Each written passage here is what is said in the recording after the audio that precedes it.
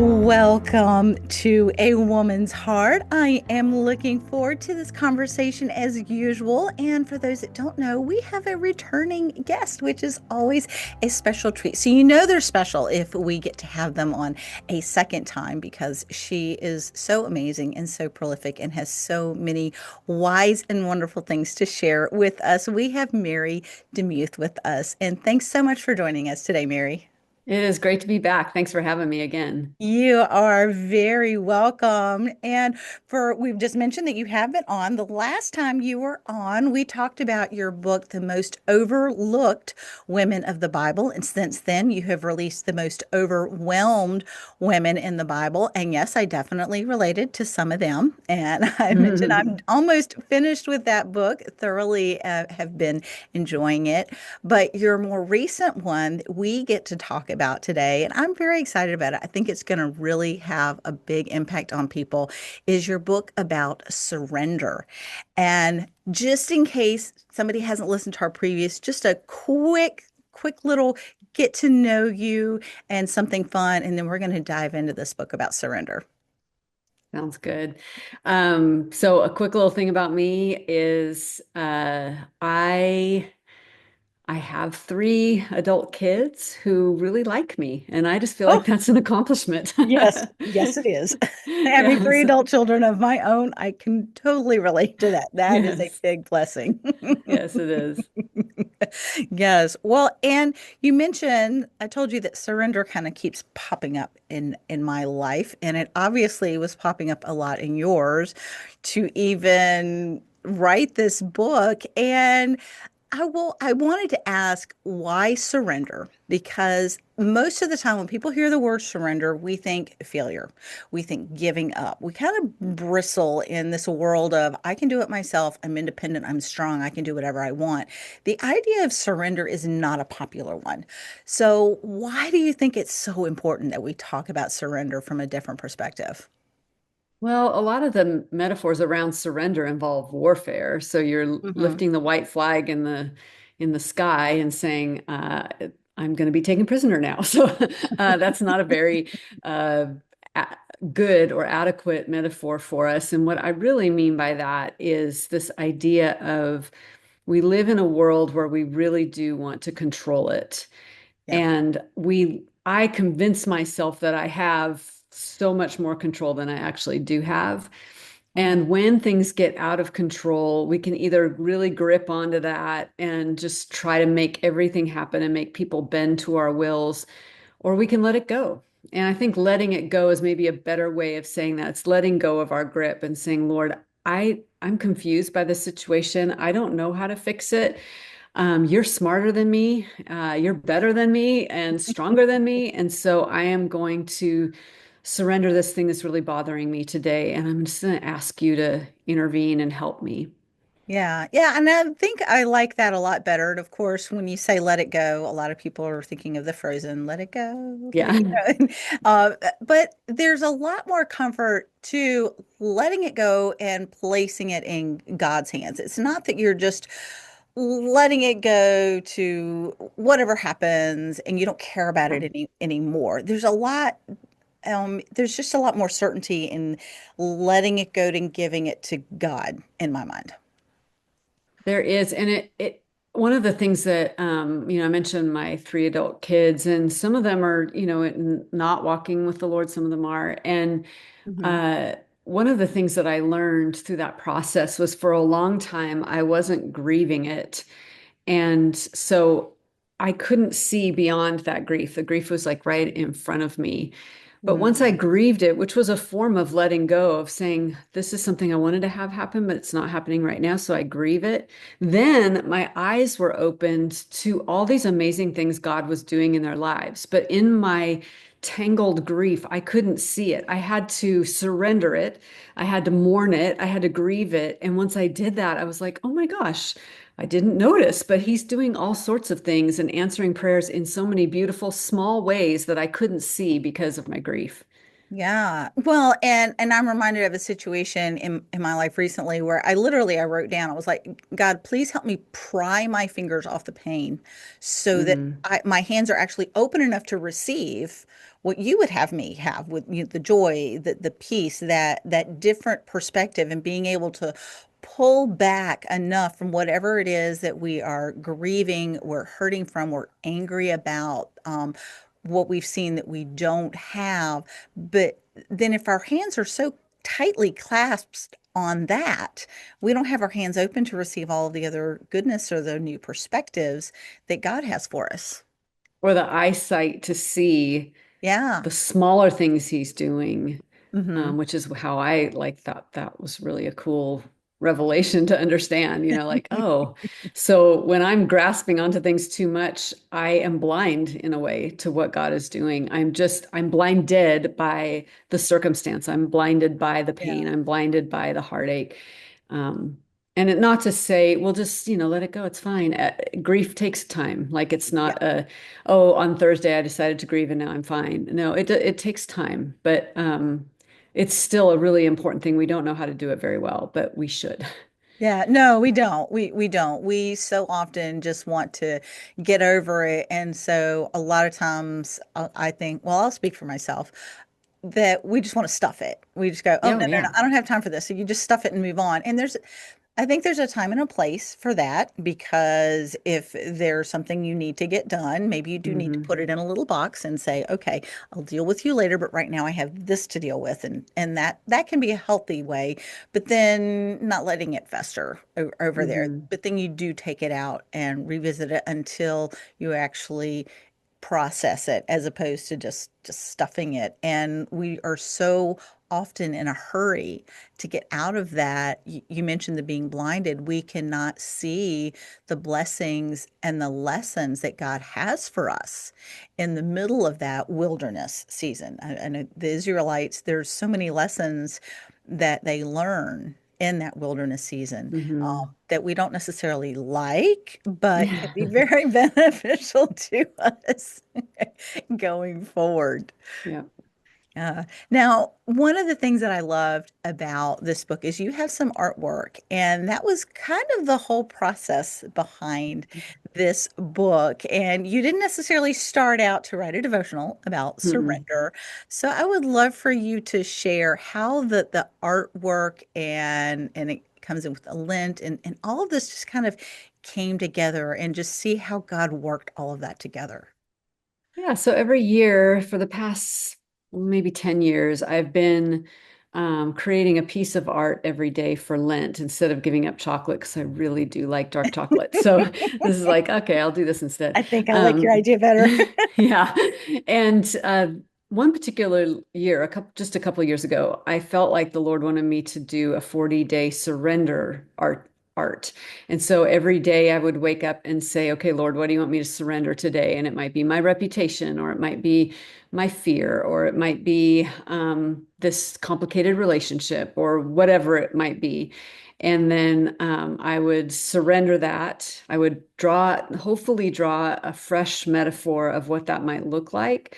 And then I would write a prayer of surrender about that particular thing that I painted.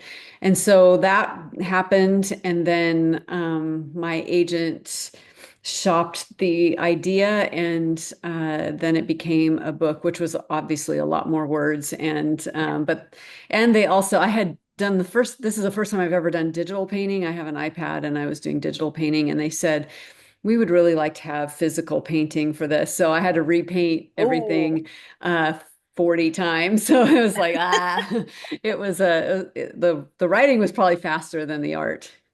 wow. Well, and I know with the writing, you write and then you get it edited and it gets tweaked. But yeah, the artwork is would be another whole process of editing. And so you actually had to like redraw Yeah, some I did. And that's the beauty of digital painting is they could say, I don't like that color, and I could just change the change it color. to another color in 1 second. But if they were like, oh, we don't really like this one, you need to redo it, I'd have to repaint the whole thing. And so I Oh. did that a couple times, but it was fine. It was for the most part, they were very easy to work with. I was very insecure about it because I'm not a commercial artist. I'm just a person that does some art. Mhm. So it was pretty scary to have this book out there, knowing that my non-professional art was going to be out there in the world. But hopefully, what I wanted there was I wanted readers to not only have words, but a Mhm. picture. And we tend to remember pictures more. And Yeah. so they might think, okay, well, I don't remember, about surrendering my finances, but I do remember that painting and I can think of that and then I can surrender my finances. Yeah. Well, and you mentioned that, and I can think of the donkey. Mm-hmm. And I'm visualizing the donkey and giving up my stubbornness, which I'm Mm-hmm. like, yep, there you go. I can think of the visual with the donkey on not being stubborn. And they're like, okay, so when I come up against a situation and wonder, am I being stubborn or do I need to let that go as far as Mm-hmm. that? Mm-hmm. And I do also like how underneath the picture you would give kind of a description as to what you were thinking about. So, Yeah. yeah. And how was that something you wanted to do all along, or did they ask you to do it, or? I did. I felt like whenever I've looked at art in a book, I have always enjoyed it when there's an artist note saying this is what I was thinking, this is why I did it this way. So it was part of the idea for the book, and I'm grateful that they allowed it in. Yeah, yeah, definitely. I like that one. And I'm going to kind of go back a little bit because one of the things that struck me, even before you get into the devotions at the very beginning, is when you were talking about surrender. And we mentioned it, but I really wanted to share the quote that struck me that you had written about surrendering and why we do it. It's to surrender is to let go of what we tightly grip. And that kind of purposeful releasing is the precursor to freedom. When we hold fast to control, things, people, outcomes, fame, money, or our way of doing things or expectations, we don't leave room for God to work in those areas. And when I read that, I was like, oh, wow, Mm-hmm. that's really the idea of surrendering to gain freedom.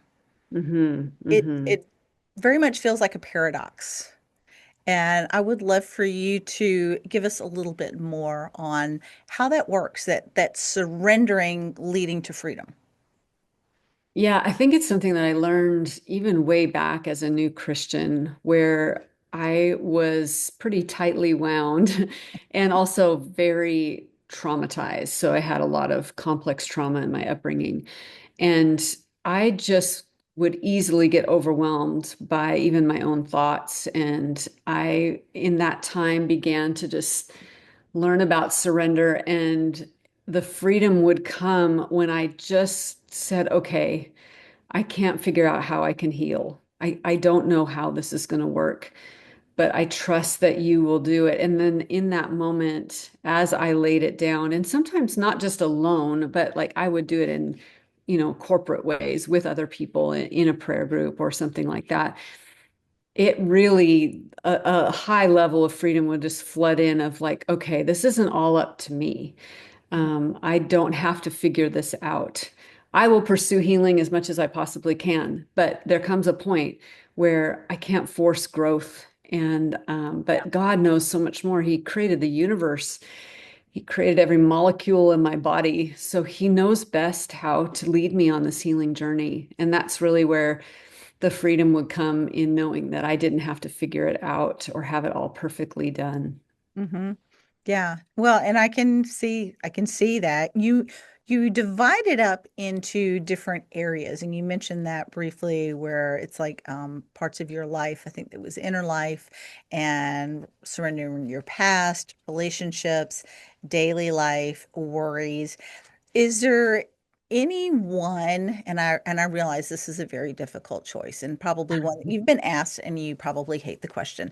But is there anyone in particular that maybe was a little more of a challenge of, oh man, Lord, I know this is what you want me to do, but I'm really not wanting to do this one. Well, this is actually an inevitability for 100% of humanity. So I think all of us struggle with aging and surrendering aging. And a friend of mine wrote a book called Aging Gratefully, and I love that title. Oh, What a great title. yes. I've heard Um, gracefully, but not yeah, but gratefully. gratefully, aging gratefully. And that's not easy to do No, because things it's get taken not. away from you every year as you grow older and your Yeah, abilities are less. yeah. And so I think that was one of the more poignant ones of just coming to grips with, okay, yes, this is true. I'm not Benjamin Button. I'm not going to age backwards. Um, so what can I pray for and how can I see this in a redemptive way? Well, first of all, I may be quote unquote degrading every year, but my soul always has the opportunity to grow more beautiful every year. And so my prayer has been in that surrender. Lord, I give you my aches and pains. Lord, I give you the fact that everybody's aging. I'm no exception. Mhm. But I also just long for growth and a soul that is beautiful. As my earthly beauty wanes, I am longing for soul beauty. So could you please grow my soul into a beautiful soul? Yeah, there was a conference on aging here in town. And when you mentioned the soul, I remembered one of their taglines, which there are no wrinkles on the soul. Nice. And I was like, oh yeah, I remember that line. And the other one that my mother will say as birthdays come around or whatever is she said, do not, there's an Irish proverbs Mm, apparently out there.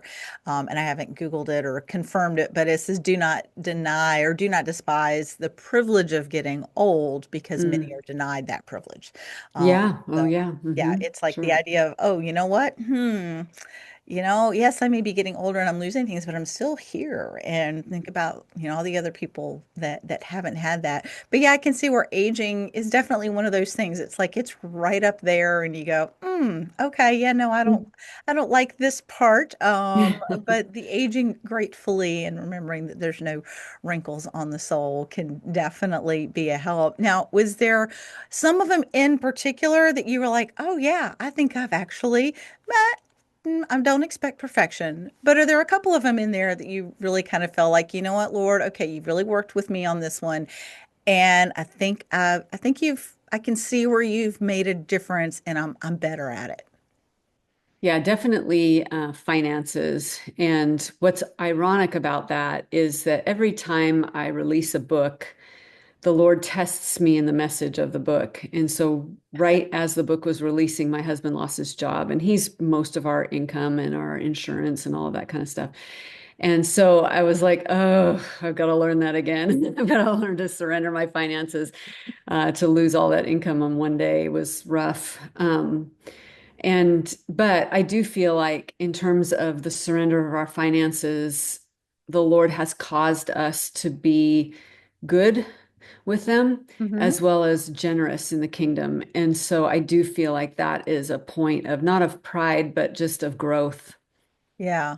Yeah. Okay. Well, very good. And yes, there's always that testing. But I don't know of Hmm. anyone that I have spoken to that hasn't said, yeah, I wrote a book and it all went smoothly and God didn't Yeah, like really bring never. about the whole idea because there's kind of a reason why he has us do that, which I think that's one of my concerns is like, oh man, Lord, if I tackle a book, just what are you going to bring about?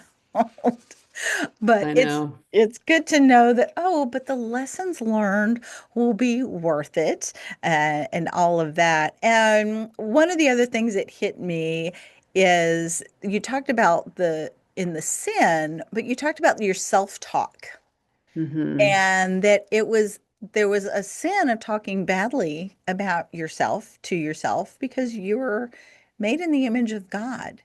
And how did God impress that perspective on you and what kind of a difference has that made?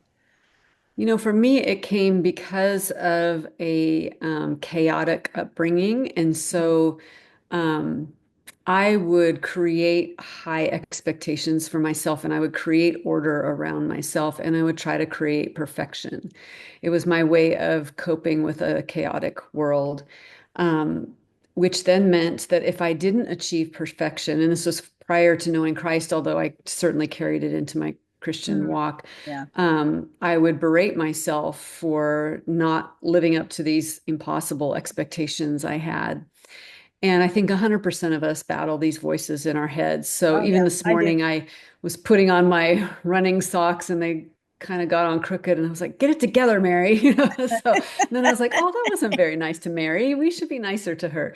Um, so I think, like I said, 100% of us deal with these angry voices in our head that are so shaming.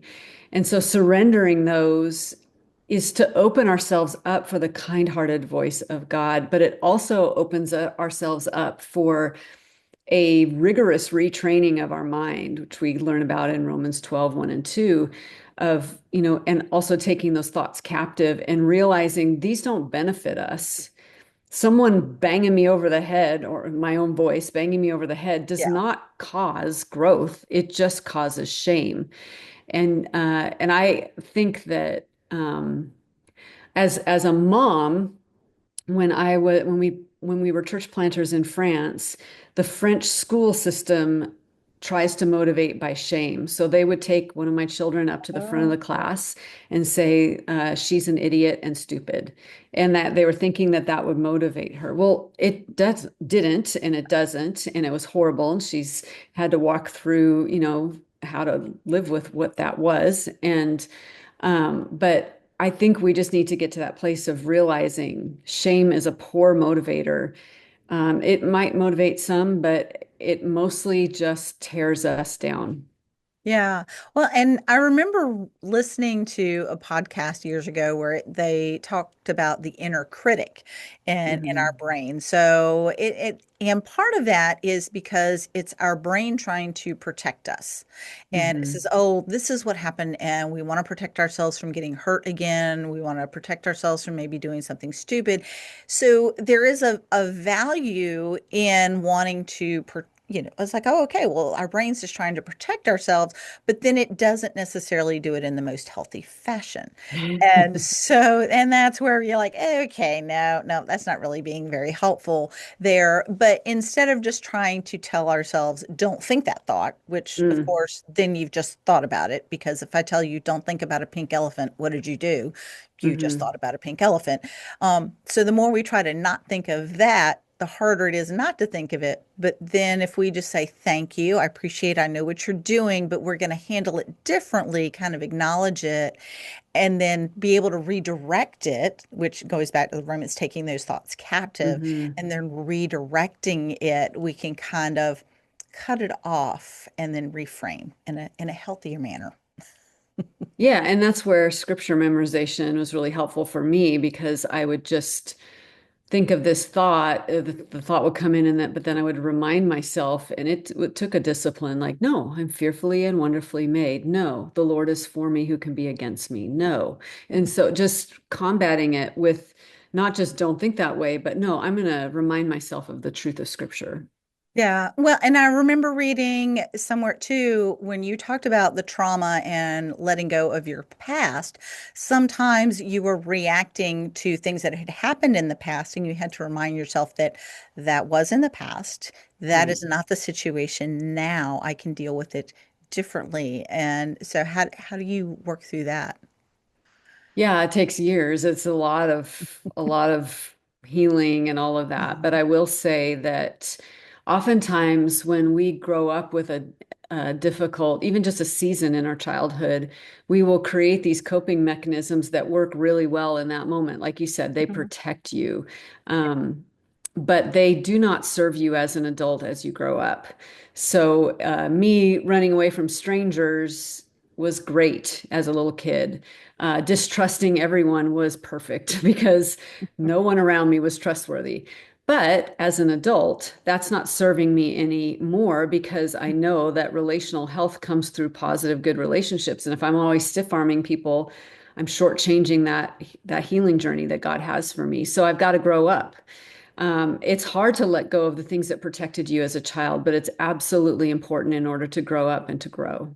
Yeah, yeah, it is so important. And as you mentioned, it is very, very difficult. Well, if Mary, what would you love to see if somebody gets this book about surrender and listens to our conversation? What are you hoping they are really going to take away and be able to implement in their life? Well, first, you can take it through Lent because it is 40 devotional, so it'd Mhm. be a fun Yep. thing to pick up for Lent. But my hope is that these are like diving boards. Each one is a diving board where you go through it and you're like, oh my gosh, I have so much to let go of. Well, I've gone through this 40-day process of letting go of 40 things, but take notes while you're doing it because there may be like five of them that you're like, oh. Yeah, that one's tender. And walk through it with the Lord or with some friends or something, with some other relationships that will help you to identify what you need to let go of. And so that's my hope and prayer is that it just simply illuminates some of your places that are stuck. And many of us, we want to grow in Christ, but we're stuck and we cannot figure out why.